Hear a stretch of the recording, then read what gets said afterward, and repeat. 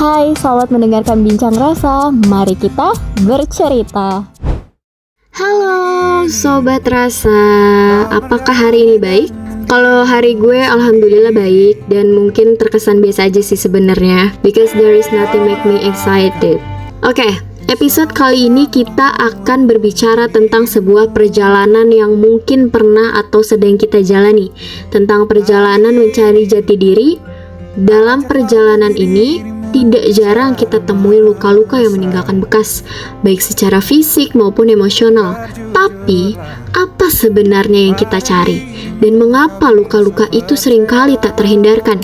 Jati diri. Jati diri adalah istilah yang merujuk pada identitas diri seseorang, yaitu pemahaman dan kesadaran seseorang tentang siapa mereka sebenarnya. Ini mencakup nilai-nilai, prinsip-prinsip, keyakinan, tujuan hidup, serta peran yang mereka mainkan dalam kehidupan. Jati diri juga melibatkan kesadaran akan kekuatan dan kelemahan pribadi, serta bagaimana seseorang memandang diri mereka dalam konteks sosial dan budaya. Dalam proses pembentukan jati diri, seseorang akan mencari makna hidup, menentukan apa yang penting bagi mereka, dan menemukan tempat mereka di dunia. Perjalanan ini seringkali penuh dengan tantangan dan introspeksi, karena melibatkan banyak pertanyaan tentang diri sendiri, seperti siapa saya dan apa tujuan hidup saya. Dan mencari jati diri adalah proses alami yang dialami setiap orang, terutama pada masa remaja dan awal dewasa. Proses pencarian jati diri seringkali melibatkan banyak percobaan dan kesalahan. Kita mungkin mencoba berbagai hal, mulai dari hobi, pekerjaan, hingga gaya hidup untuk melihat apa yang benar-benar cocok dengan kita, dan tidak jarang kita mengalami kegagalan menghadapi situasi yang tidak berjalan sesuai dengan harapan. Namun, dari setiap pengalaman tersebut, kita belajar lebih banyak tentang diri kita sendiri, apa yang kita inginkan dan apa yang tidak. Pada akhirnya, semua eksperimen dan kesalahan ini adalah bagian dari perjalanan yang membantu kita memahami siapa diri kita sebenarnya dan apa yang kita inginkan dalam hidup ini. Perjalanan mencari jati diri seringkali dimulai karena adanya krisis identitas, seperti saat kita merasa tidak yakin dengan siapa diri kita sebenarnya.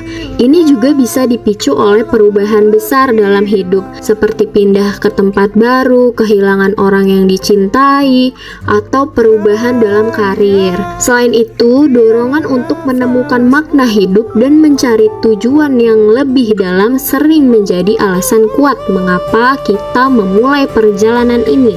Lalu, ada berbagai jenis luka yang mungkin ditemui dalam perjalanan ini.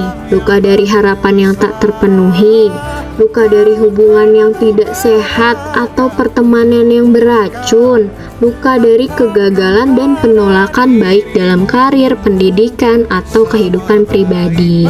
Setiap orang memiliki lukanya dan latar ceritanya masing-masing. Gue sendiri mempunyai luka yang dihantam dari kenyataan dan takdir sejak 2019 hingga kini. Mungkin bisa dibilang perjalanan mencari jati diri gue sendiri baru dimulai dari luka itu. Kenyataan silih berganti, luka yang dirasakan pun silih berganti, bahkan waktu untuk menyembuhkan mempunyai track record sendiri dari masing-masing luka. Luka yang dibuat oleh tangan Tuhan dan luka dari orang yang dicintai.